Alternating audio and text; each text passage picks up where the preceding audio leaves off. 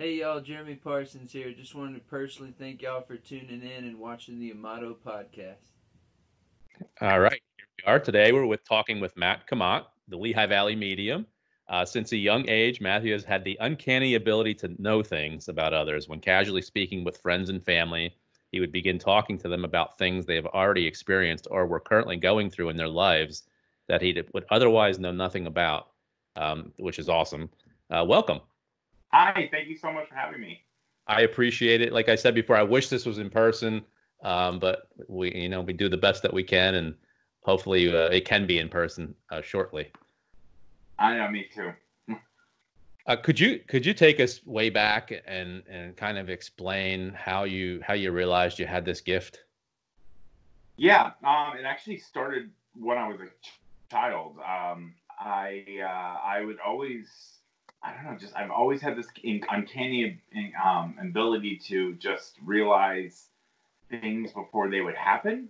So I never really saw, I never knew I was a medium until later in life because I never saw like spirits. Some mediums do. They actually can experience and see visions of people and hear voices and things like that. I never had that. I just had more of the ability to feel things, know things, and I still don't see them, thank God, to this.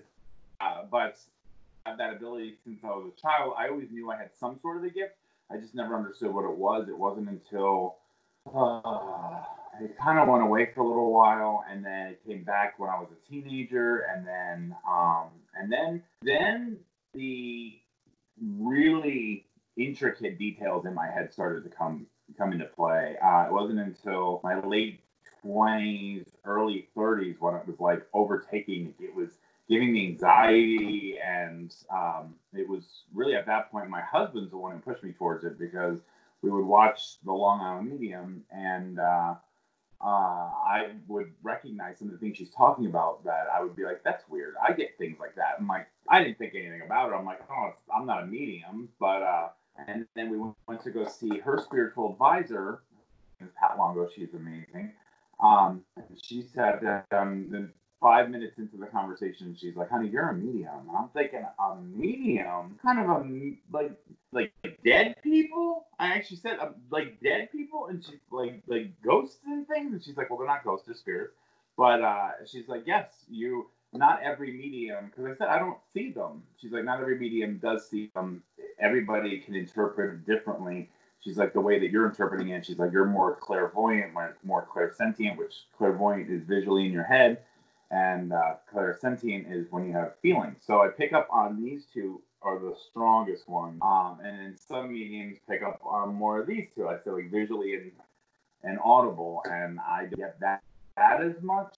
I'm definitely more visions in my head. So they actually they pick up and they use signs and symbols to represent different things. So they use my memories and replay them back in my head, and so I pick up on that. If that makes sense to you. To me, it's an everyday thing. It's normal for me. It doesn't not weird for me. So, but so that's to anybody else when it. That's now, but when you first you kind of touched on it with anxiety. When you first started having these feelings, did it freak you out? I mean, how did you deal with it? To be honest, no, because I've had this, like I said, as long as I can remember. I can't remember a time without it. So it's never really freaked me out. I mean, the only thing that would freak me out is when somebody says, "How do you know that?" or "How did you understand that?" or "How do you know? You don't even know me. How do I?" That freaks me out sometimes, and I'm like, I don't know. I don't know how I know these things. It just comes to me. I can't explain it, but it never like turned on, or it never really it's not overwhelming where it scares me. I think they do that on purpose. I know a lot of mediums, like I know a lot of people who have this gift and so on and so forth, and sometimes it does scare them. For me, it never really did, because like I said, it's just always been part of my life, and I really think that and call me crazy for saying this, but I think they respect my boundaries and they don't want to scare me. So I really think spirits do honor boundaries. So most of them, at least. And I actually say that usually in my readings too, is that, when people get freaked out by there's a noise in my house or there's this or there's that, I'm like, just tell them, give them boundaries that, like, listen, like I do that every single night, and I know I'm going off on another tangent, but when I go to bed every night, I tell them, like, they're not welcome in my room. Like, and I know I sound crazy for doing that, but I do it every single night. I'm like, please stay out of my room, stay out here. You're not welcome in my room, like, because I don't want to be woken up by some floating entity above my bed or something. I'm like, no, I'm good. So as long as they stay their boundaries and give me my space, I'm good. So it's never really frightened me.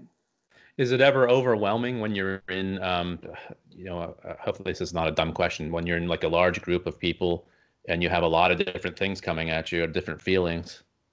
That's definitely not a dumb question. That's yes. I can definitely get overwhelmed because the energy in the room, it's called an empath. So a lot of people are empathic, where they pick up on energies of other people. It's like a sponge. When you can squeeze out and everything comes out of the sponge, but also when you let go of the sponge, it can absorb everything. And that's like us. All of our bodies are like that. Energy can be attracted to you, or you can also expel energy. That's like Reiki. You can actually heal with that. And I'm also an empathic. And so when I go into a space, I'm not personally, I love people. That doesn't bother me. It's not an anxiety of, oh, there's people, or, oh, I don't like to be talked to. I'm like, no, I love that. I'm very engaging. I can pick up on energy, and I can actually a lot of times know where in a room to go or where not to go. It's that's the best way I can describe it. It's just, yes. So your point is yes, like, I don't like to go to music fests, something locally. And it's not because I don't like music fest. I love music fest. But when I go, I can pick up on energies. Any kind of festivals like that, I can just pick up on energy sometimes. And sometimes I'm fine. So, but it's usually big, large crowds that really, I can start getting headaches. And it doesn't give me like anxiety attacks, but I can't let my guard down, and I can't feel comfortable because I'm constantly looking around, and I'm feeling like I can literally start picking up on people's energies around me. So if it's a lot of negative energy, people say, if you're around a lot of negative people, it brings you down. You kind of want to stay with positive people. If you have a lot of that negative energy that you're reading and feeling, does it stay with you? Do you bring it home to you? It can, and that's why saging and getting rid of negative energy. People think it gets rid of spirits. I'm like, no, it gets rid of negative energy. So yes, we try to sage. We do it usually about 3 times a week, sometimes a little less, sometimes a little more, but depending on the energy mood. Like, I've been telling people to, we're all trapped at home right now. Is all that, and people, you're listening to the news, you're watching all these things. People are depressed and things of that nature. I'm like, right now is a good time to sage, because you're really marinating in negative energy right now. So, but yeah, saging is really important because, yes, you can transport. I always say it's like cigarette smoke. I don't know, maybe I'm dating myself, when you could smoke in restaurants and bars and things like that. You would bring it home. It'd be in your hair, it'd be on your clothes, it'd be on your skin until you showered or took your clothes off and put them in the laundry. Like, that stayed on you. And energy is like that too. It can just stay on you. So if you ever noticed, even when somebody hasn't been smoking, but they've been in a smoking place, you can be like, you smell like smoke. And it's like, well, I don't smoke, but, oh, I went to a bar, or, oh, I went here and there. It can just stay on you. And that's how negative energy is. Once you're hugging somebody, or somebody was just in a fight and you're near that energy, that, yes, it can transfer to you, and then you can transfer it to other people as well. Could you explain the saging? I wanted to do this myself in my house. I feel a bad energy going on, some bad mojo. Can I do this in my house myself? Yes. So I'm going to give you the typical. I mean, you can do lots of different ways by adding different things to your sage and so on and so forth. But I would start with like a sage stick. This is white sage. You can get it at a local store. You can, like a spiritual store. You can also get it from Amazon. You can get it anywhere. But anyway, so a white sage. This is California white sage. It's just dried sage with a little string.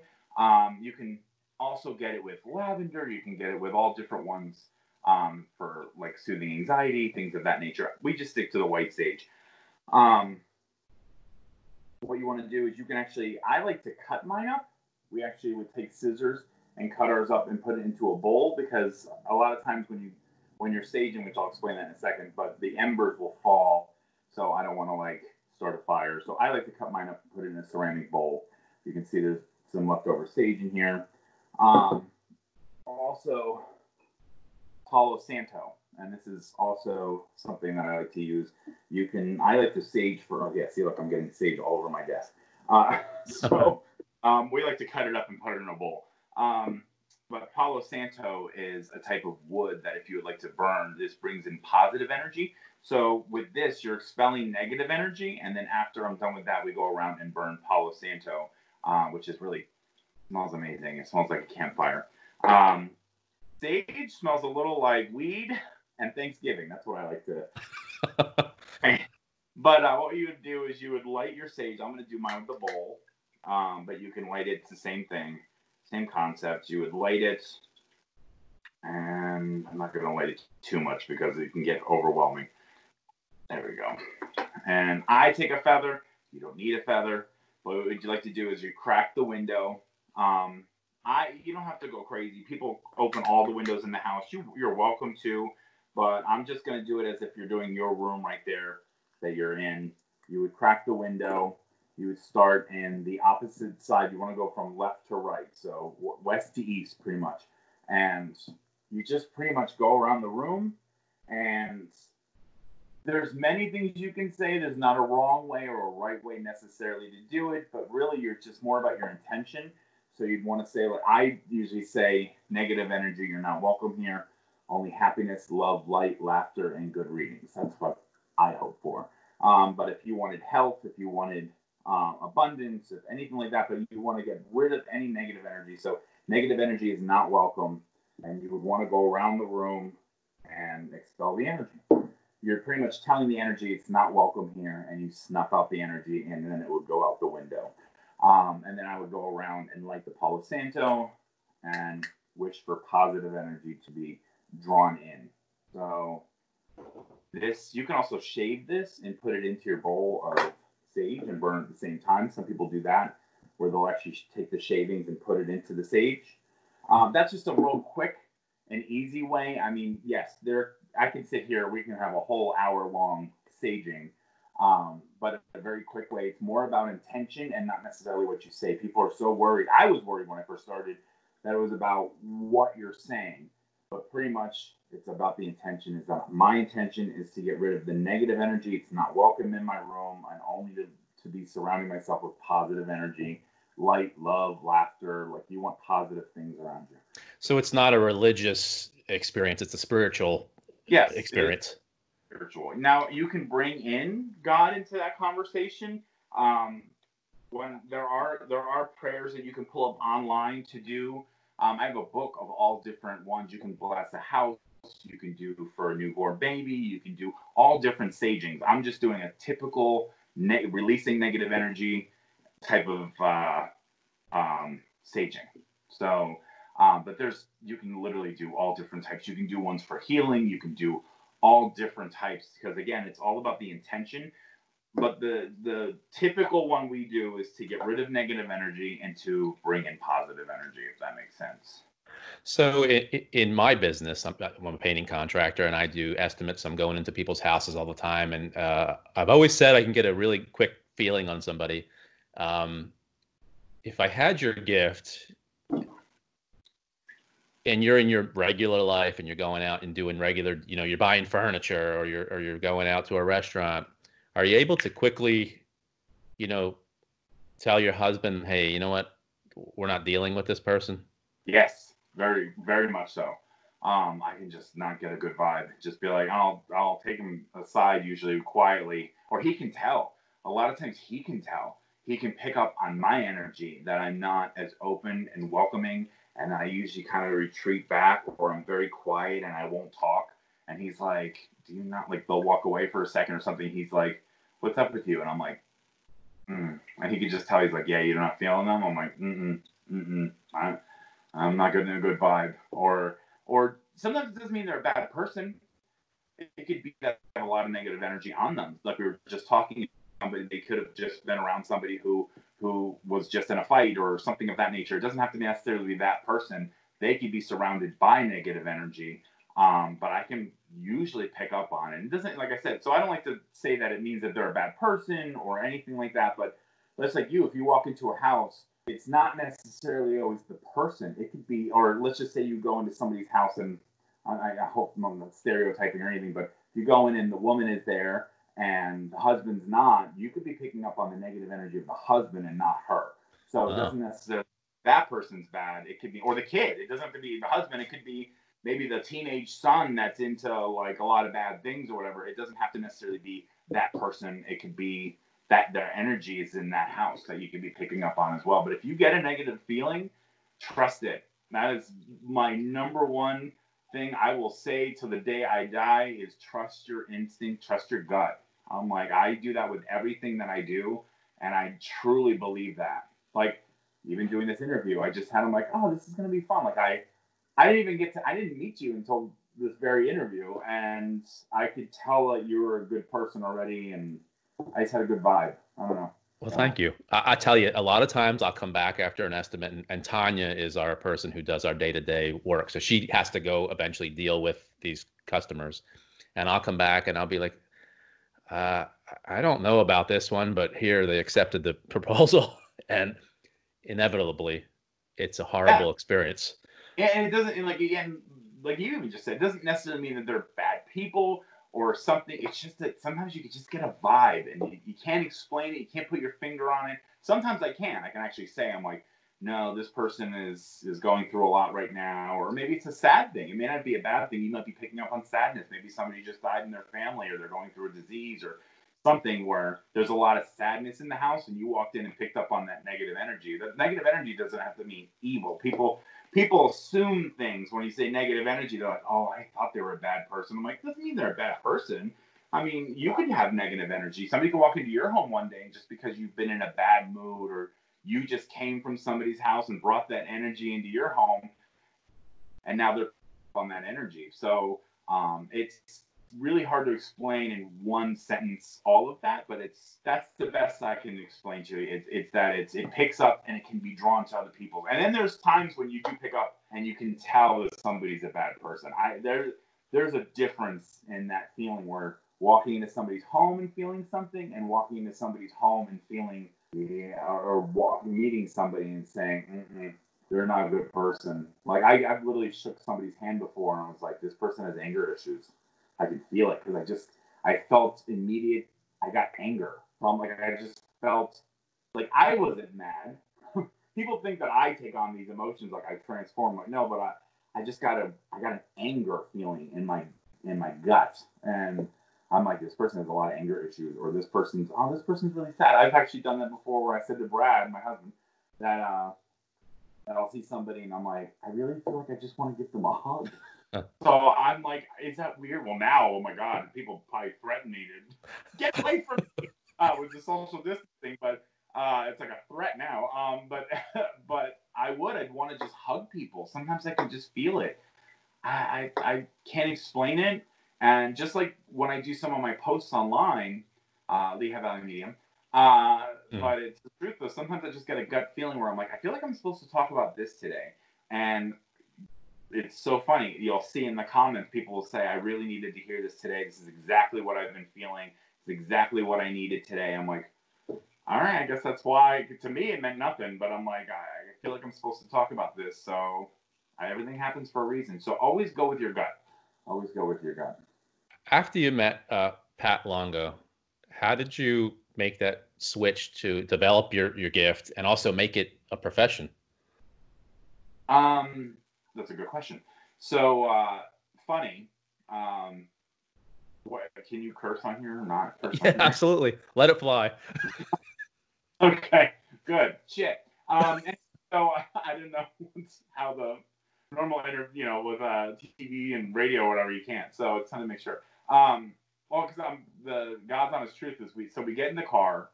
It was in Long Island. We get in the car. It's raining, and I remember I'm driving, and so we get in the car, and Brad's like, "So you're a medium?" He's like, "This is crazy. Like, how cool is this?" He's like, "You talk to dead people," and I'm like, I'm sitting there. We didn't even start driving yet because I'm just sitting there. And I'm like taking it all in, and I literally word for word said, "Great. The fuck am I supposed to do with that?" I mean, I legitimate. I go, "Great. The fuck am I supposed to do with that?" So I'm like, I had a normal job. I worked in the corporate world. What am I supposed? Was I just supposed to just quit my job and do that? Like, everything was just so overwhelming for a moment. I literally sat there for like 5-10 minutes just trying to take it in before I started on a long drive.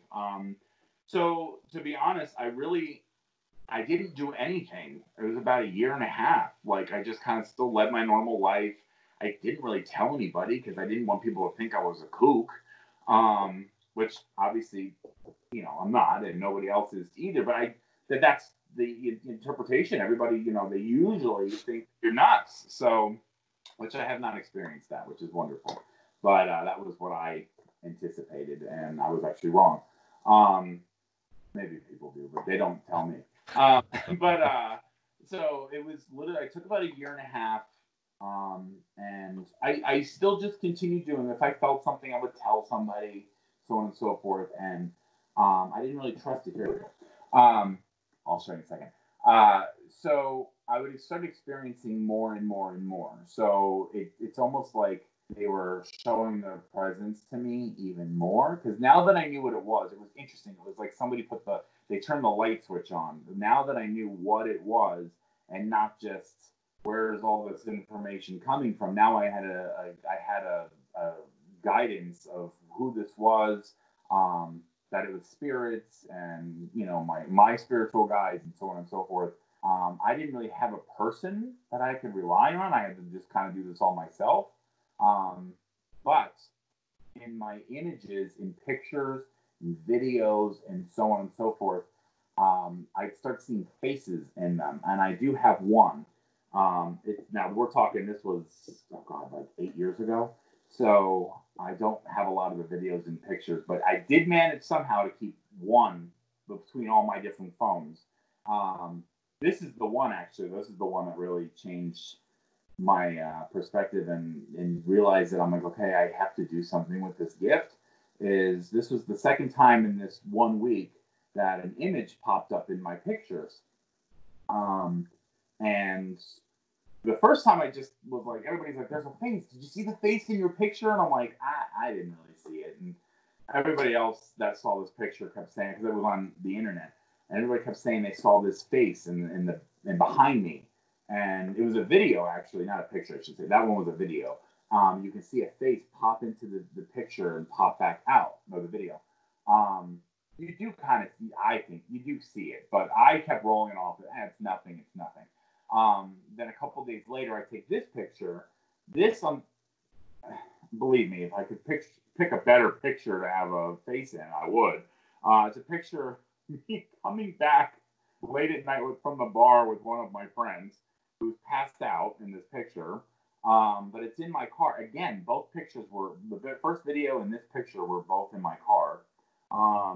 And I took a picture of him and sent it to a friend, and the friend is the one who sent it back to me and said, "Who's this in the picture?"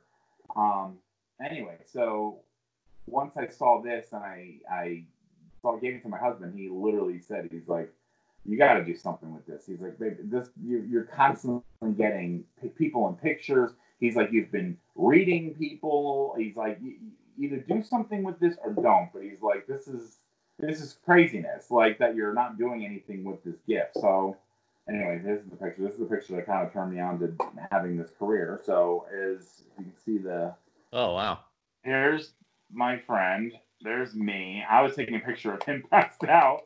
And this picture, there's actually two faces that came in. Yeah. I see it. So Yeah, kind of crazy. That's the picture that really changed everything for me because, like I said, that was the second time. Like, that's not just an orb. It's not like that's a face. And I that's why I kept that picture because it's literally what changed me to think, okay, maybe I should start looking into this more. So I started doing some research, and when I say research, more about like how to do readings, like how to turn it on and turn it off. And I did speak to Pat Longo, and again, and she kind of taught me the basics on how to turn it on and turn it off, which is something it takes time to figure out how to do. And that's why I like to help people now, though. Anybody that ever needs help with like some guidance, I try to help them the best I can because I knew that I didn't have anybody really to turn to. Um, so if I can give that guidance to anybody, I mean, everybody has their own path that they need to take. There's no manual or book you can read. I mean, anybody that would put one out, unless it's only by opinion, there's really no guideline. There's no rules. People come. I hear people that come to me that say, I was told I can't go to a medium between 6 months of somebody's passing, and I've heard, I've been told you're not supposed to do this and you're not supposed to do. I'm like, who the hell's coming up with all this stuff? There's no rule. Generally, yes, you should probably wait a little while, but there's no rule. No, absolutely not. You can't do this and you can't do that. I'm like, who are these people making up these rules? I have no idea. So that's the whole point. Is this? It's really more about just trusting your own journey and just kind of having some guidance. But there's really no one to teach you how to do it. There are classes you can take and stuff, but I mean, everybody's gifts are so different. It's not like when you can learn how to do a job and there's a guideline on how to do it step by step. So, it'd be like teaching you how to do what you're doing. Your interview style is going to be different than somebody else's. And the way that, I mean, to run the machines is one thing, but to have your own, this is how you run a radio show. Like, no, you have to do it yourself. Like, because everybody's interpretation and everybody's skills are different. So there's really no set way to do it.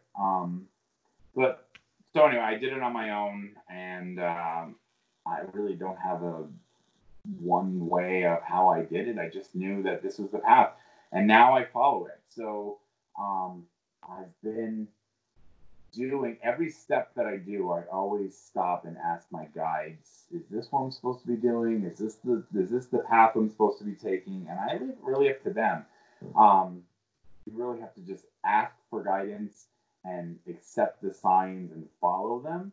Where people, I feel like, are waiting for the spirits in the heavens to talk to them and show them what to do. I'm like, that's not the way I do it. At least I believe in almost presenting something to them and being like, is this what I'm supposed to do? Is this the path I'm supposed to take? That's the way I do it. I believe in kind of letting them tell me if this is the right move or not, or opening the doors, if that makes sense. Because I feel like with signs, a lot of people are waiting for like this billboard to show up or this monumental sign of what to do. And I'm like, that's not really how they work, at least with me. I can't speak for other people. So I know it kind of answered like three different things in that. That's all right. Answer. Sorry. You're doing my job for me. That's fine. Is it ever a burden for you? I can't imagine my life without it. So I hate to say yes, but I will say, answering that real quick, I don't find it a burden, but I do feel like it'd be nice if my mind could just turn off sometimes. And so it's not a burden. I will say this, it's why I've kind of been enjoying this, and I hate to say enjoying this quarantine, is because it's giving me this nice long break where my mind is actually at ease. Like I'm not having to do a million readings all the time and I love it. I'm not complaining. I really am not. I love what I do. I love helping people. But it's given me the opportunity to just kind of relax my brain. And I've been enjoying that. So, because normally it is nonstop. it's all day, all night. Yes. So since I've had this opportunity to just take a break and take a breather and not have any readings to do or anything, because I'm not getting stuff while I'm not, if that makes sense. While I'm public, I don't read my husband. I know too much about him. I don't read randomly to people I don't know. Like when it's off, it's off. So, and it's been off for about a month now, so it's been nice. I do on my show though once in a while do a reading or two, and I miss it. I will say I have missed it. When I do a reading, it's funny. It makes me just be like, oh, I do miss talking to them. It's like talking to an old friend. It really is. Is it so? I can only equate this to me. So everybody, they think of me and they think of a painting company, and I'm much more than a painting company. But no matter, but you're everywhere. Yeah. But whoever talks to me, we could be in the grocery store, we could be anywhere, I could be at the park. They have a painting question. If somebody comes over to your house, well, that was business though. If somebody comes over to your house for dinner, or you're out and they recognize you, are they assuming that you owe them a reading right there? Yes. Yes. What do you do? Well, I'll be 100% honest. I mean, I expect it. I kind of, but I do get it all the time. Like, are you getting anything about me? Are you getting? Oh my! And they literally do the hand gesture. Are you getting anything? I'm like, no. I mean, you know this because you get it all the time too. Is think it's almost the exact same thing when somebody stops you. And they say, "What do you think I should paint? What color do you think I should paint my living room?" You're like, "I don't even know your name. How do I know what color to paint your living room? Like I don't know what your house looks like. I don't know. Like how would you know that?" Same thing when somebody goes like, "Are you getting anything?" I'm thinking, I mean, I was just about to reach for some jelly on the shelf in the supermarket, and I wasn't thinking about somebody's grandmother, No, I don't. Sometimes, and I will say though, it's a legitimate question because I can sometimes pick up on stuff, but no, usually not. It's when you're off, you're off. You know that. When you're not thinking about work, you're not thinking about work. It's one thing if you walked into somebody's home and then they ask, "What color do you think I should paint this room?" You're like, you know what? A gray would be really nice in here. It's kind of same thing. Like if I'm on. I hate to say turned on, but if I'm on though, if I turn my abilities like on, and somebody asks me a question, yes, I most likely will pick up on something and kind of go. I'm most likely even thinking about something before they even said something. Where they're like, "Are you getting anything on me?" I'm like, "Yeah, who's the woman who passed from the lung issues?" I almost get it immediately. So, but no, when I'm in the grocery store or no, and then I feel bad for saying no because I want to, listen. If I ran into Mariah Carey, I don't know, whoever, wouldn't you almost like be like, "Can you sing something? Like I just want to hear you. I want to see you live do it." Like, you want to experience their gift, and I don't know why Mariah Carey, but anyway, whatever. But you get it. You want to experience their gift firsthand. So I get it. It doesn't make me upset. It just, if anything, it makes me feel bad that I'm not able to give them what they want on the spot.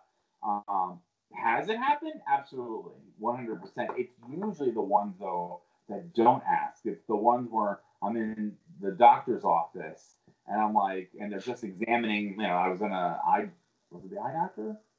I don't know, dentist, eye doctor. I was somewhere, and they were just doing an examination, and I'm like, "Did somebody just pass from this or that?" And they're like, "Yes," and I'm like, "Yeah, I'm supposed to tell you that this and this and this and this, whatever." And then I go into, I'm supposed to tell you this, and they're like, "I'm sorry, who are you?" So that is usually how it happens. Not, "Are you getting anything?" I'm like, "Annoying." No. I don't get annoyed. Well, how I do you give them usually what they want, but it's not usually like that. It's your business too. So how do you? I don't know how you would differentiate. So if people are looking for free information, but you also you charge for it. Yeah. What do you do? Well, I was, in the very beginning, I felt bad. I didn't know how to charge because, you're offering a service. You're painting. And I'm using you as an example, but if you're painting, you're doing a service. And I am too, but you're physically there. You got the brushes and the buckets and the whatever the heck you do. With me, it's something that I'm, doing, like singing or cooking or something where I'm using a talent, which you are too. You know what I mean? Yep. I don't have a physical thing I'm doing. I'm just sitting here with my eyes closed, and how do I charge for that? Like, I feel bad, but then so I charged very, very little in the beginning, like just barely anything. But I had to keep working, so I could only balance working and doing this. And then I started getting appointments, and I'm like, so eventually I'm like, well, if I just charged a little bit more, I could quit my job and then just do this full time and help more people. And so, yeah, that's why I was like, you know what, then I don't feel bad then, because if I don't charge or I don't charge enough, I'm like, I have to go to work. And if I have to go to work, this is taking a back seat. So, and why not? This is a natural gift where I hated going 9 to 5. So why not just do my natural gift that I feel like comes so easy to me and I enjoy and I love, and it helps people and it makes them feel good and it makes me feel good. So if I can get paid for that, so I stopped feeling bad about charging. But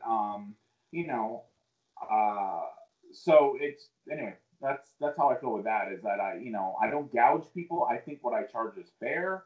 I don't think, I'm not looking to make, well, it'd be nice to make $1 million, but I'm not looking to make $1 million. I'm just, I want to be able to pay my car payment and my mortgage and be able to do this. So I got rid of that worrying about charging. It is a business, and if people want the reading, I'm like, that's how it is. But I do get all the time, I'm broke. Can you give me a reading? Can you do this? Can you do that? And it turns into, every once in a great while, you don't mind doing something for charity. So I don't feel bad. So I make sure I donate to charities. I do. I give free readings to, I just did this for my friend's child who passed away. It's for neuroblastoma. She has a wonderful Maxwell Foundation. Anyway, it's a wonderful foundation. I donated a reading. I donated money. I donated, like, I do stuff in that way to give back. Because I feel like when you give away services, it cheapens your brand. You know what I mean? So I try to do things in different ways to try to give back. And I do offer free readings to charities and things of that nature. So, Nice. yeah, I mean, so anyway, that's, I guess, I don't know if you do the same thing. If you don't, that's, everybody does things differently, but I'm sure you do. I've heard your name. Everybody has such positive things to say about you. So, we try to stay positive. We, a good example for our end is, I can give information. I can't send a painter to your house to paint for free. Sometimes we do for charities, but I can tell you how to paint your kitchen cabinets. I can tell you how to remove that wall covering in your mother's house who maybe just passed away and you're trying to fix her house up and sell it. Our best job, real quick story, is I went to an estimate for a gentleman. He had wallpaper all over his mother's house. He had just passed away, and the family needed to sell the house. They didn't have the money that we were going to charge them to do it. So I just explained how to do the whole job. Did it himself. He called us back a year later. It turned out he was an architect, and he had a brand new health club they were building, and gave us the whole contract for that job. So that's cool. See, good karma. People yes, say karma is like works with bad. I'm like, no, there's good too. Yep. There's good karma.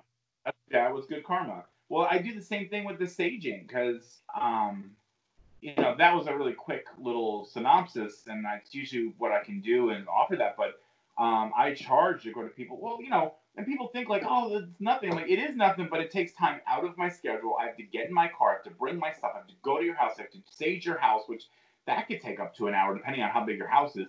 Stage your house. Do all this stuff. I'm like, you could do it yourself. So if you want me to come, then I charge. I'm like, and it's not super cheap. Like, it's usually about $150, $200 for me to come stage because it takes time out of my schedule. Like, it's usually about between driving and doing the staging and doing all that, it's usually probably about 2 hours, like, out of my day, and to do all that. And plus I leave materials, like I leave you stage and I do all that. But anyway, so I usually just tell people, like, first I'm like, you know, do you know how to stage? And they're like, no. I'm like, I mean, I can come do it for you, but I can also just teach you if you want. You could go do it. Stage only costs like $10.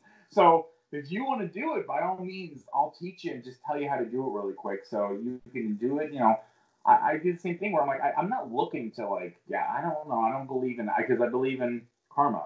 And I feel like if you're not honest, or you rip people off, or you do something dishonest, that will come back to you tenfold. So you got to be careful on what you're doing. I don't believe in lying. I don't believe in stealing, cheating. I don't believe in any of those things, because just be honest. And that's why I'm like, I just believe in, if you're authentic and you're yourself and you're honest with people and you don't take advantage of people. I'm like, I've heard that mediums take advantage of.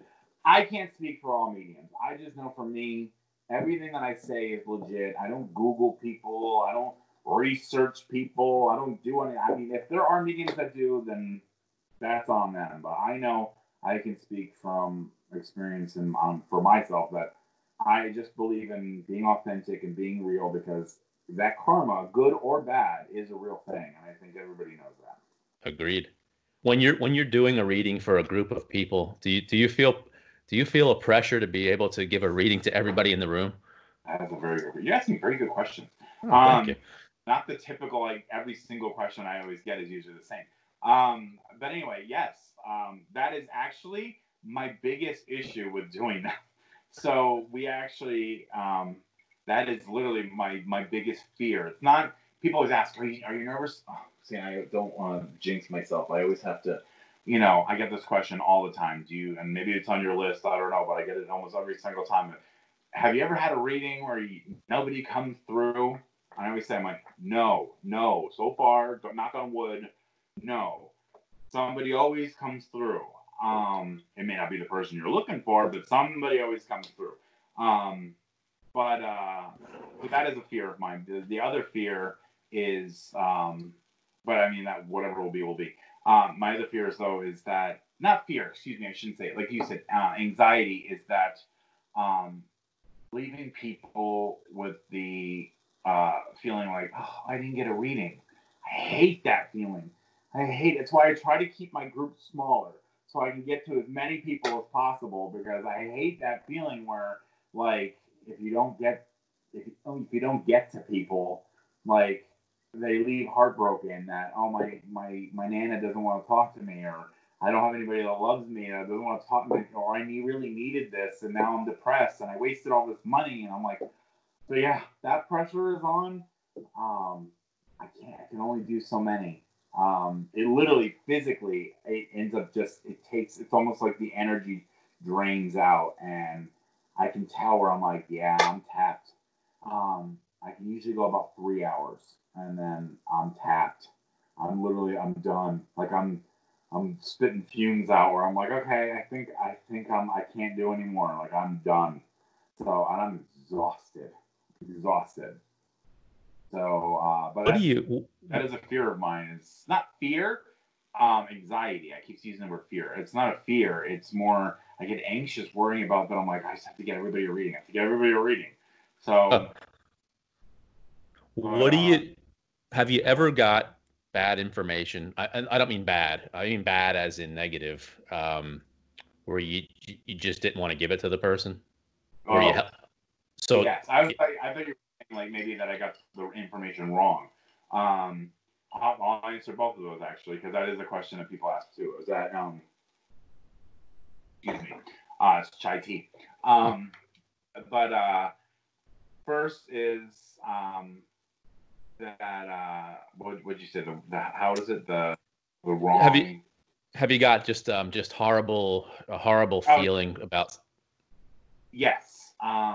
I don't get it often because I don't allow it in.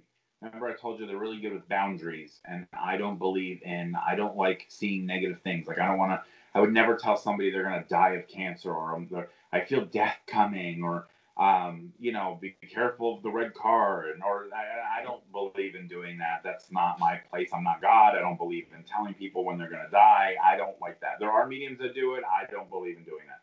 That's just me. So no negative energy, but no negative things. So I usually block it out.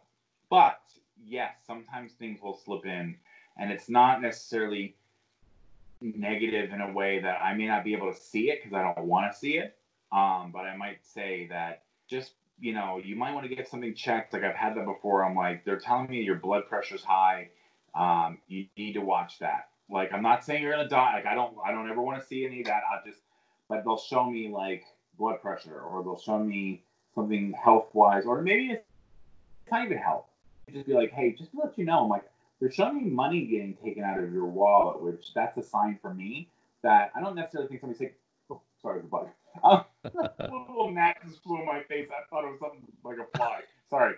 But they'll show me, so it doesn't have to be, my signs aren't so literal, but somebody taking money out of a wallet means that somebody's like taking money from you, stealing. So that could be and then I usually in my head be like, okay, so is it at work or home? Like, where is this? And I'm interesting. I'm like, I feel like I just went to work. So I'm like, I think they're saying work. So I'm like, somebody's taking from you at work. So it's not a lot, but that's why they're doing it, is that it's so minuscule that you really won't notice. It's $30 here, it's $25 there, it's and they're like skimming. So I'm like, you might want to watch that, which I don't know if this is for you or not, but I'm like, that's interesting that I just saw that, but I don't think it's you. But anyway, but when they show me that, like, so that could be the sign of, so I'm like, yeah. So they could show me bad things like that, or it could be a warning of something. But that's about as bad as I let it get. Have I seen things worse? I have seen a pregnancy where I'll be like, they'll even predict the pregnancy, or they'll bring them, and I'm like, I don't think this is going to end well. So, and I'm not, what's the, like, I don't see it. I don't see there being a birth. And I'm like, what are you supposed to say to that? So, because if I'm wrong, which I don't care. If I'm wrong, I'm wrong. I have no problem admitting when something isn't right or whatever. But if I'm wrong, I just worried them for no reason. I'm like, and if I'm right, I don't care. I'd rather not be right. So I have seen that, and what's the point of saying anything? So I just usually will make sure I'll say something like, well, just make sure to stay up on your visits and, do all your vitamins, or do this or that. But, or sometimes I'll just see it difficult. I've told people that before. I'm like, I see everything being fine, but this is going to be a very difficult pregnancy. I feel like you're going to have this issue and that issue. And so just be careful and make sure, because I feel like you're going to be on bed rest towards the end. So you might want to get everything taken care of in the beginning. And lo and behold, they email me and they're like, shut up. That's exactly what happened. Blah, blah. So, so not anything horrible. But as for the other question, which you didn't really ask, but I do get that, so I'll bring that up too, is that has something not ever come through? I think that's what we were talking about, right? Yeah. So, why I brought that up. No, it hasn't happened, but could it happen? Yes. Was that the other thing that I said that I was bringing up? See, I will tell you, I don't have a very good memory. People think that I say this all the time too, is I don't remember readings. I really don't. I can remember tiny little aspects sometimes of really memorable readings, but I really do. I could have read you, and you could have been here before, because I don't know a lot of people's names. People think that too, like that, because I don't do my bookings. They come, and I don't even know their name most of the time. I have a reading tomorrow. I have no idea who it's with. I have a FaceTime reading, and I have no idea who it's with. My husband booked it. They've already paid. All I know is I'm supposed to go. I have no idea anything about this person. I don't have a name. I don't have anything. So I don't know anything about them. Can something not come through? Yeah. Or can it be wrong? I've had things that have been wrong, but it's not that they're wrong. It's sometimes that I might be seeing it wrong, if that makes sense. So where I've said this right to people's faces and they're saying no, and I'm going, you can keep saying no all you want, but they're saying yes, this is right. And they're like, okay, I'll write it down. And then they find out, they go home and it was right. Like they were wrong. So,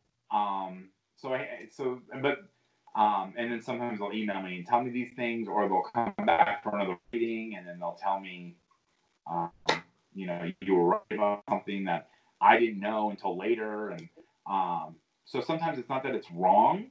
It's just that maybe I didn't see it right, or maybe it hasn't happened, or maybe they don't remember. But it's usually always right, because if it's wrong, I mean, why would they give me wrong information? So, because when I'm doing a reading, it's all about the person. Like, I don't think anything about my life or anything like that. So it's all about that person. I mean, literally, this is a conversation that literally could be like 2-3 hours. It's easy because there's so many things that I could talk about. I'm like, it's literally something that is like, there's so many topics I could bring up.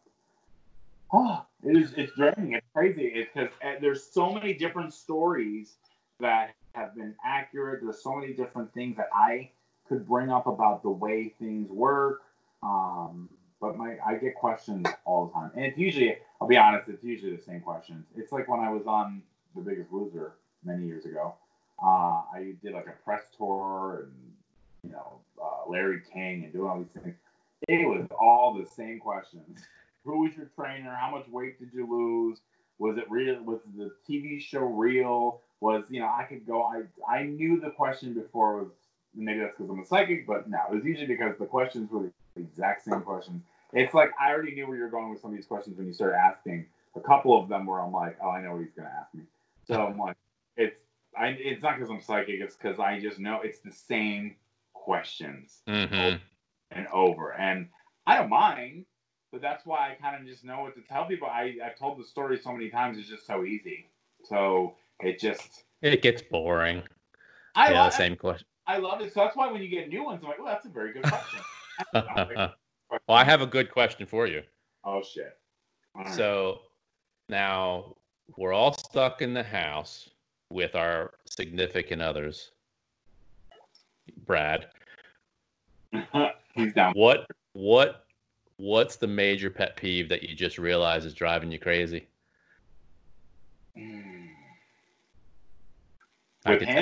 With him. Oh. Like, yeah, you maybe not have ever realized before, but now we're stuck in the house all day looking at each other. My honest answer is I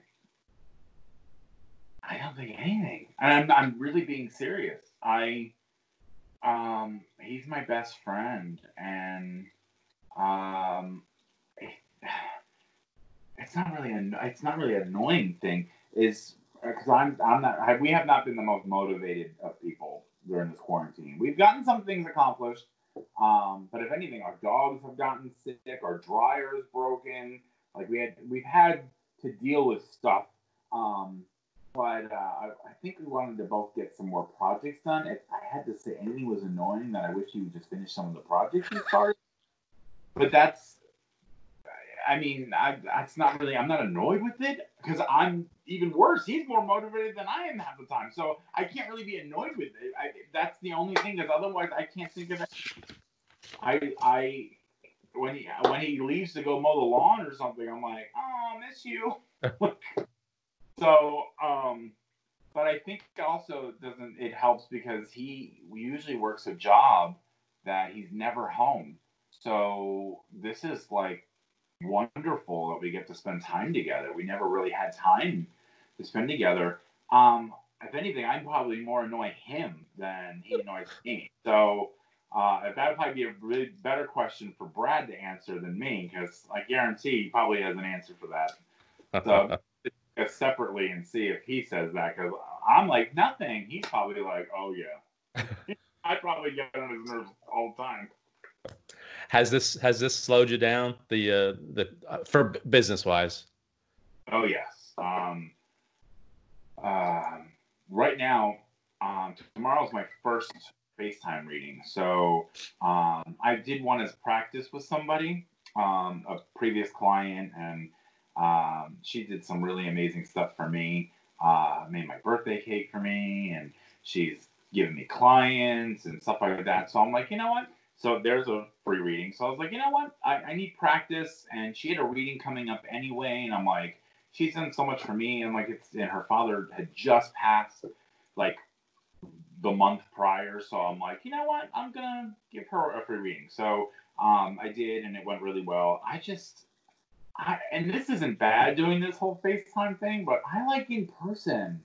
So I've just been putting it off too, because I know me and I know the way I am. And once I get started on something, I know that I can't just pause it. So once I start, I'm on a mission. So right now, when you say things slowed down, yeah, everything was in person. So I've had to, my whole schedule for the past month, which I've been booked out for months, has been keep pushing and pushing and pushing. So I've had group events I've had to reschedule, not cancel, but had to reschedule. And now the reschedule is going to have to be rescheduled, and people bought tickets, and that part's frustrating and annoying, because I'm like, I just want to make people happy. I don't care about pushing it off. That's fine. And as for money, thank God we have some savings, so we're fine. But that will run out eventually. But so I'm gonna start doing some FaceTiming. Plus, I just gotta catch up with some people that I haven't been able to give a reading to, that I keep getting pushed back and pushed back and pushed back. So, but most people, I have a reading list of, I think, about 15 to 20 people right now with FaceTimes that would want a FaceTime reading. But for the most part, people just want to wait to see me in person. So I'm fine with that. They just have been rescheduling. But most people they haven't rescheduled with me. I've had to reschedule. They're all down. If I said I'd be doing a reading today, people would show up. Yes. It's really kind of creepy to me that I'm like, wait, you don't even know you're just willing to come here? What if I have the virus? Like, what if they have to come here? But I've had to reschedule people. I'm like, there was very few. We've had a few that say, hey, I'm going to need to reschedule because of the virus. Hey, few. I'm like, few. Everything else has been, are we still on for this reading? I had one that just emailed about for another, I think next week or something. Are we still on for my reading? We're like, no, sorry. No, unfortunately, we're still quarantined, and not quarantined, whatever, stay at home or whatever. So it's kind of funny that we're the ones rescheduling. It's not the other way around. I'm sure you've seen the same thing where it's the same for us. People will have us come into their house right now and paint inside their house with the kids and the children there and not care about it. We're not doing that, but we could do it. I mean, we had to have the dryer person come. I mean, our dryer, we were stuck doing no laundry. I'm like, what are we gonna do? But they had the repair guy come out, so he had on a whole bunch of stuff, and he stayed right in our laundry room and then left.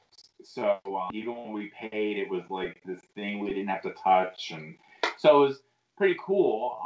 But I mean, we had to have the repair guy come. So, but even then, I was like, I'm kind of surprised they're still doing repairs. But I guess people need stuff fixed. So, because I was like, I'll just buy a dryer, but it was like a month wait for it to get delivered. So I'm like, no, I'll just fix it.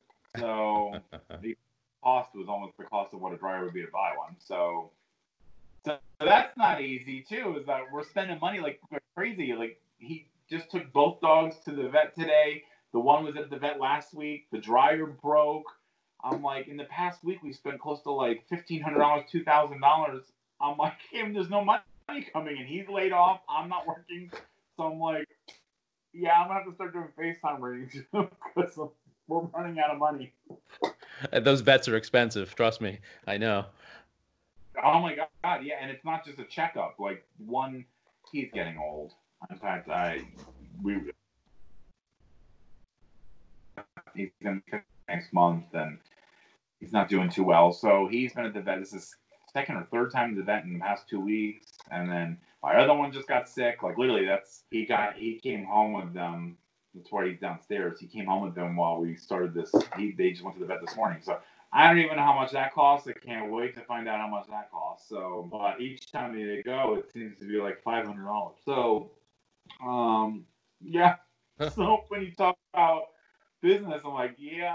So you're not doing any work right now? No, we are allowed to work. We got authorization to work on certain projects. So we do epoxy floors. So we're in facilities doing epoxy floors. So we're limiting them to, you know, 1 or 2 painters at a time, complete protection, you know, masks and gloves, and we can do exterior of houses where we're not around people, or unoccupied houses. That's true. That's yeah, cool. yeah. So we've been good. I don't complain. Yeah. Well, like I can do FaceTime readings. So, I just once I open that up, I also know too is once people have been trying to get me to do FaceTime readings for the last 3.5 years, and I just have not been into it. I'm just there's something about it that's just not. I don't know if it's my nerves or I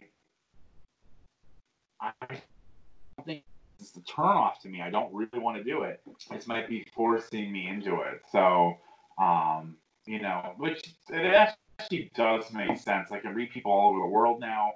I have had people all over the United States who's wanted a reading with me that I haven't been able to do. I can go to Aruba now. We go to Aruba on vacation. I can do readings in Aruba. So I could be on the beach doing a reading. So it does make sense to go to FaceTime, but I just don't like it. I like regular readings. Well, that's just me. Yeah, think of the positives. Matt, where can we find you? Where can people find you? So you can find me at www.lehighvalleymedium.com, lehighvalleymedium.com. I'm on Instagram. I made everything super simple. It is, actually, I can even hold this up. It is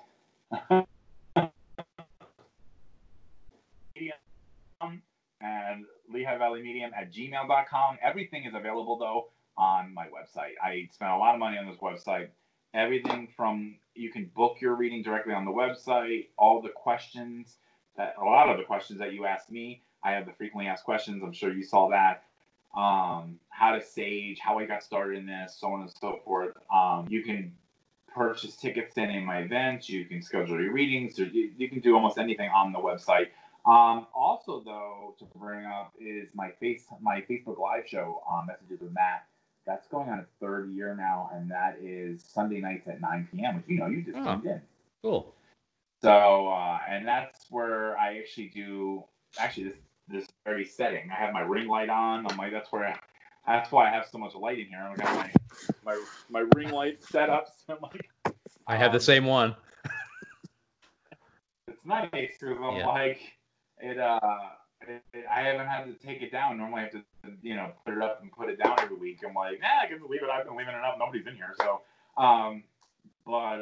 yeah, Sunday nights, 9 p.m. Facebook Live, and sometimes I do oracle card readings. Sometimes I give medium readings, and also some of these topics like finding signs and symbols and things of that nature. Just which we didn't even get into any of that, but that's stuff you can listen to and we talk about on my show. So they should check it out. Awesome. Well, Matt, I appreciate it. It was awesome talking to you. Yeah, me too. I'd be happy to do it again sometime. We can in person. Do a whole... Yes, actually, yes. And I can go live and have people see us do this. Do you have like another little microphone thing for somebody? Yes. Yep. Cool. So yeah, we'll just have to do it live, and then we can get into like signs, symbols, and stuff of that nature, and doing more about what I see in my readings. So that's interesting. That would be really interesting. I actually like talking about that. It's how I actually see images and how I interpret them, and signs and symbols and things of that nature. That's really interesting too. People love to hear about that because that's very unique, and but that's a whole nother topic. Well, I'm fascinated, and I have a million other questions, so we could definitely do a part 2 in person. Cool. Thank you. Thank you, Matt. I appreciate it. It was nice to meet you. Nice to talk to you. Thank you so much. Thanks for having me on, and thank you, everybody. And I always like to end my my show with saying, don't just look for inspiration, but be the inspiration. Awesome. Thank you so much. Thank you.